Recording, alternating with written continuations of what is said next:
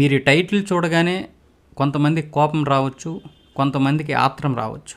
మొత్తం ఈ వీడియో చూసిన తర్వాత దీనిపైన మీ అభిప్రాయాన్ని తెలియచేయండి. తిట్టాలనుకుంటే తిట్టండి, పొగడాలనుకుంటే పొగడండి, నిజాలు మాట్లాడాననుకుంటే నిజం మాట్లాడావని చెప్పండి. కానీ ఈ దేశానికి కాంగ్రెస్ చేసిన త్యాగాలు, కాంగ్రెస్ చేసిన మంచి పనులు, కాంగ్రెస్ చేసినటువంటి గొప్ప ధార్మిక సేవా కార్యక్రమాలు, ఈరోజు ఈ దేశం ఇలా ఉండడానికి కారణం కాంగ్రెసే. చాలామంది కాంగ్రెస్ని ఎందుకు తిడుతున్నారో నాకు అర్థం కావడం లేదు. చాలామంది కూడా కాంగ్రెస్ పైనటువంటి విమర్శలు చేస్తున్నారు. కానీ కాంగ్రెస్ ఈ దేశానికి చేసినటువంటి సేవలు ఏంటో చెబుతాను, వినండి.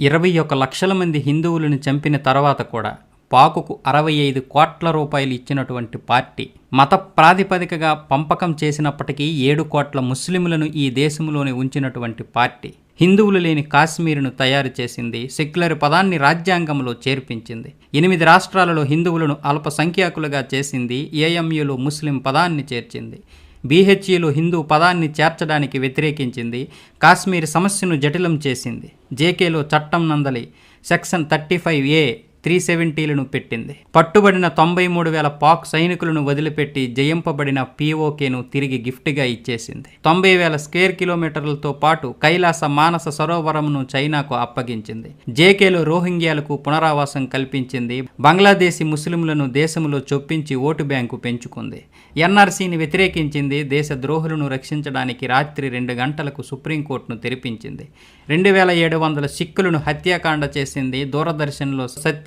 శివం సుందరం లోగో తొలగించింది, కేంద్రీయ నవోదయ విద్యాలయ లోగో నుండి అసతోమా సద్గమయ శ్లోకాన్ని తొలగించింది, వందే మాతరంను రాష్ట్రగానంగా దేశీయ గీతంగా పాడకుండా నిరోధించింది, 26/11 దాడి వెనుక హిందువుల పాత్ర ఉందని చెప్పగలిగింది, నా న్యాయవాదులే దేశానికి కీడి చేసే గ్యాంగులను మరియు నక్సలైట్ కేసులను వాదించేలా చేసింది, దేశంలో ఎమర్జెన్సీ పెట్టి ప్రజాస్వామ్య గొంతును నొక్కించింది, భారత మాతాకి జై అంటే వందే మాతరం మొదలగు నినాదాలు ఏ రైలులో లేకుండా చేసింది, 1966లో గోరక్షణ కొరకు ఉద్యమించి గోభక్తులైన 100 మంది సాధువులను తుపాకీ గోళీలతో హత్య చేయించింది, హజ్ యాత్రకు సబ్సిడీ ఇచ్చి అమర్నాథ్ యాత్రకు ట్యాక్స్ వేసింది, సోమనాథ మందిరం నిర్మించుకున్నాడని సర్దార్ పటేల్ని విరోధించింది, సోమనాథ మందిరాన్ని ప్రారంభించబోయే రాష్ట్రపతి డాక్టర్ రాజేంద్ర ప్రసాద్ను విరోధించింది, RSSను ముస్లిం బ్రదర్హుడ్ లాంటి ఉగ్రవాద సంస్థగా చెప్పగలిగింది, శ్రీరాముడిని కల్పితంగా చెబుతూ అఫిడవిట్ ఇచ్చింది, అట్లాగే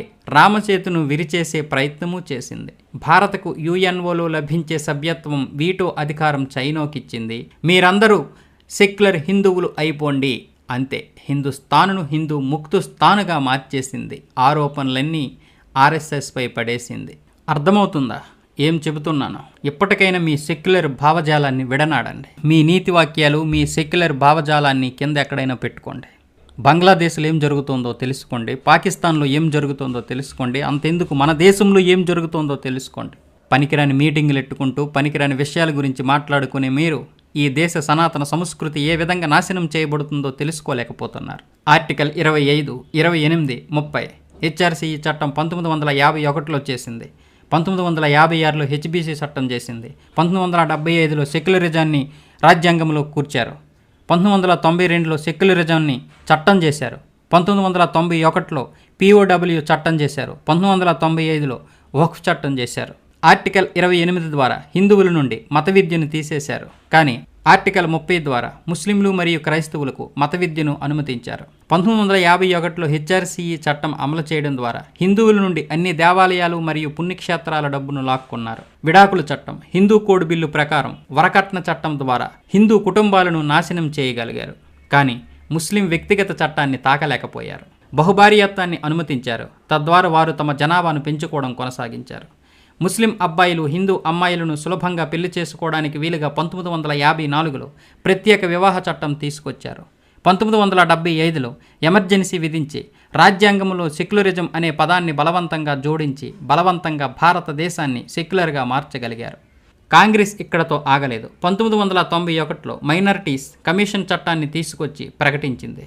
స్కాలర్షిప్ లాంటి ప్రభుత్వం ప్రత్యేక హక్కులను ఇచ్చింది, మైనారిటీ చట్టం కింద వారికి లబ్ధి చేకూర్చింది. 1992లో హిందువులు తమ దేవాలయాలను చట్టబద్ధంగా వెనక్కి తీసుకోకుండా అడ్డుకోగలిగింది. అలాగే ప్రార్థనా స్థలాల చట్టం ద్వారా హిందువుల నుండి 40,000 దేవాలయాలను తీసుకున్నారు. వాటిపైనే ఇప్పుడు మసీదులు నిర్మించారు. కాంగ్రెస్ ఇక్కడతో ఆగిందే. 1995లో ముస్లింలకు ఏదైనా భూమిని క్లెయిమ్ చేసుకునే హక్కును కల్పించింది. వక్ఫ్ చట్టం ద్వారా హిందువుల భూమిని లాక్కొని భారతదేశంలో ముస్లింలను 2వ అతిపెద్ద భూ యజమానులుగా చేసింది. 2007లో ఎస్సీలోని రామసేతు అఫిడవిట్లో శ్రీరాముని ఉనికిని తిరస్కరించగలిగింది. అలాగే 2009లో కాంగ్రెస్ కాషాయ తీవ్రవాదం అనే పదాన్ని రూపొందించడం ద్వారా హిందూ మతాన్ని తీవ్రవాద మతంగా ప్రకటించినప్పుడు హిందూ వ్యతిరేక క్రూసెడ్లో పీక్ పాయింట్గా మారింది. కాంగ్రెస్ క్రమంగా మరియు తెలివిగా హిందువులను బహిర్గతం చేస్తూనే ఉంది. హిందువుల హక్కులను ఒక్కొక్కటిగా లాగేసుకుంటూనే ఉంది. ఇప్పుడు హిందువులు అన్నింటికీ పూర్తిగా దూరం అయ్యారు. తమాషా ఏంటంటే మనకి కూడా మన హక్కులేంటో తెలియకపోవడం, కాంగ్రెస్ ఎన్ని లాక్కుందో మనకు తెలియకపోవడం. ఎందుకంటే మనం సెక్యులర్లం, మన భావజాలమే అలాంటిది. హిందువులకి సొంత దేవాలయాలు లేవు, వారి స్వంత మత బోధనలు లేవు, వారి భూములు వారి శాశ్వత ఆస్తి కాదు, మరియు హిందువులు ప్రశ్నలు కూడా అడగరు. మసీదులు మరియు చర్చిలు స్వతంత్రమైనవి. మరి దేవాలయాలను ఎందుకు ప్రభుత్వం కింద ఉంచబడ్డాయి? ఎందుకు దేవాలయాల్ని నియంత్రిస్తున్నారు? ప్రభుత్వం ఎందుకు ఉంది? మదర్సాలు, కాన్వెంట్ పాఠశాలలకు నిధులు కేటాయించగలిగిన ప్రభుత్వం మరి గురుకులాలకి ఎందుకు నిధులు ఇవ్వలేదు? వక్ఫ్ చట్టం వచ్చినప్పుడు హిందూ భూచట్టం ఎందుకు రాలేదు? ముస్లిం పర్సనల్ బోర్డు ఉంది కానీ హిందూ పర్సనల్ బోర్డు ఎందుకు లేదు? భారతదేశం సెక్యులర్ దేశం అయితే ఇక్కడ మెజారిటీ మైనారిటీలు ఎందుకు ఉన్నారు? పాఠశాలల్లో రామాయణం, మహాభారతాలు ఎందుకు బోధించరు? హిందూ మతాన్ని నాశనం చేయడానికి ఔరంగజేబు ఉపయోగించిన కత్తిని ఉపయోగించింది కాంగ్రెస్. రాజ్యాంగాన్ని నాశనం చేయడానికి చట్టాలు, కత్తి విఫలమైన చోట బిల్లులు ఉపయోగించింది. ఆపై ఎలాగో మీడియా ఉంది. ఎవరైనా ఈ ప్రశ్నలను అడగడానికి ప్రయత్నిస్తే అతడు వర్గీయుడు, కాషాయి భక్తుడిగా ప్రకటింపబడతాడు. బహుశా ఇప్పుడు నేను అలాంటి వాడినే. బహుశా మీలో ఎంతమంది నాకు ఈ విధంగా కామెంట్లు చేస్తారో కూడా. 1950 నుండి హిందువులు నెహ్రూ మరియు అతని కుటుంబంచే హింసింపబడ్డారు కాదా? హిందువులు భారీ మూల్యం చెల్లించుకుంటూనే ఉన్నారు. చాలా సంవత్సరాలు కాంగ్రెస్ ప్రభుత్వాల నుండి నష్టపోయారు. హిందువులు బానిస మనస్తత్వం నుండి బయటపడి శివాజీ మరియు మహారాజా ప్రతాప్ సింగ్ లాగా మారాల్సిన సమయం ఇది. హిందువులకు ఇంత కీడు చేసిన ఒక్క పార్టీ కూడా మనకు అవసరమా? నిందల కాంగ్రెస్పై మాత్రమే ఉండకూడదు. రాజకీయ కారణాలతో ఎప్పటికప్పుడు కాంగ్రెస్తో పొత్తు పెట్టుకున్న ప్రాంతీయ పార్టీలు కూడా దోషులే.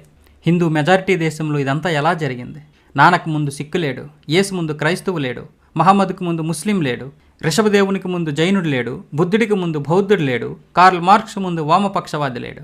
కానీ కృష్ణుడి కంటే ముందు రాముడు ఉన్నాడు, రాముడి కంటే ముందు జమదగ్ని ఉన్నాడు, జమదగ్ని కంటే ముందు అత్రి మహర్షి ఉన్నాడు, అత్రి కంటే ముందు అగత్స్యుడు ఉన్నాడు, అగత్స్యుడి కంటే ముందు పతంజలి ఉంది, పతంజలి కంటే ముందు కనద్ ఉంది, కనద్ కంటే ముందు యాజ్ఞవల్క్యుడు ఉన్నాడు, యాజ్ఞవల్క్యుడి కంటే ముందు సనాతన వేదాలన్నీ ధర్మబద్ధమైనవి ఉన్నాయి. మరి ఇదంతా హిందూ మెజారిటీ దేశంలో ఎలా జరిగింది? ఈ రాజకీయ చదరంగంలో 12 ఎత్తుగడలు చేయబడ్డ ఈ దేశంలో మొట్టమొదటిది మొఘలులు భారతీయులయ్యారు. మరి భారతీయుడు కాఫీర్ అయ్యాడు. ఎందుకయ్యాడు? గియాసుద్దీన్ ఖాన్ మోతీలాల్ అయ్యాడు, జవహర్లాల్ నెహ్రూ అయ్యాడు, ఇందిరాగాంధీ, రాజీవ్ గాంధీ, మైనో గాంధీలు అయ్యారు. మరి భారతీయుడు మూర్ఖుడయ్యాడు. మోమిన్ కాశ్మీరీ అయ్యింది, కాశ్మీరీ పండితులు చరణార్థులయ్యారు. బంగ్లాదేశీ బెంగాలీ అయ్యింది, మరి బెంగాలీ హిందూ బయటవాడయ్యాడు. సైనికులు కిల్లర్స్ అయ్యారు, స్టోన్ ఫెల్డర్స్ ఉద్యమం అయ్యింది. మరి సైన్యం మానవ హక్కుల ఉల్లంఘన అయ్యింది. తుకుడే గ్యాంగ్ దేశభక్తుడయ్యింది. మరి దేశభక్తులు బ్రాండెడ్ హార్డ్ కోర్ తీవ్రవాదులయ్యారు. మృతదేహాల ఖననంలో ఫైర్ కలపవాడి దహనం చేయడం వలన పర్యావరణ ఆందోళనగా మారింది. మరి ఖననంలో సమాధులు కత్తి భూమిని వృధా చేయడము జన్మ హక్కు అయింది. రాఖీలో ఉపయోగించబడిన ఉన్ని గొర్రెలు బాధ అయ్యింది. మరి బక్రీదులో వేలాది మేకల వధ స్వతంత్రం అయ్యింది. బుజ్జగింపు సెక్యులర్ అయ్యింది. సారూప్యత కమ్యూనల్ అయ్యింది. ఆర్ఎస్ఎస్ ఉగ్రవాదిగా మారింది. వసామాజీ, హఫీజ్ సాహెబ్ మరియు హురియతులు శాంతి శిఖరములుగా మారాయి. భారతమాత చిరకాలం జీవించు అనే పదం అంటే భారత మాతాకి జై అన్న నినాదం కమ్యూనల్ అయ్యింది. మరి భారత్ తురే తుకుడే హోంగే ఏమయ్యింది?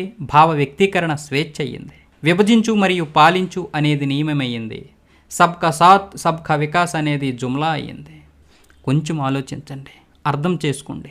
హిందూ మెజారిటీ దేశంలో ఇదంతా ఎలా జరిగింది? సనాతన హిందువులు ఎప్పుడు ముస్లిం దేశానికి పౌరులయ్యారు అది కూడా తెలియదా? ఎందుకంటే మనం నిద్రపోతున్నాం కాబట్టి. మజ్బూర్ హిందూ అయినందుకు నేను మిమ్మల్ని అభ్యర్థిస్తున్నాను.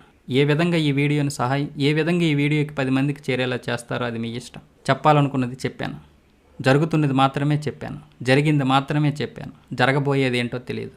ఎలాంటి దారుణాలు జరుగుతాయో మీరు పక్కనే ఉన్నటువంటి బంగ్లాదేశ్ను చూడండి, పక్కనే ఉన్నటువంటి పాకిస్తాన్ను చూడండి, ఈ దేశంలో జరుగుతున్న అన్యాయాలను చూడండి.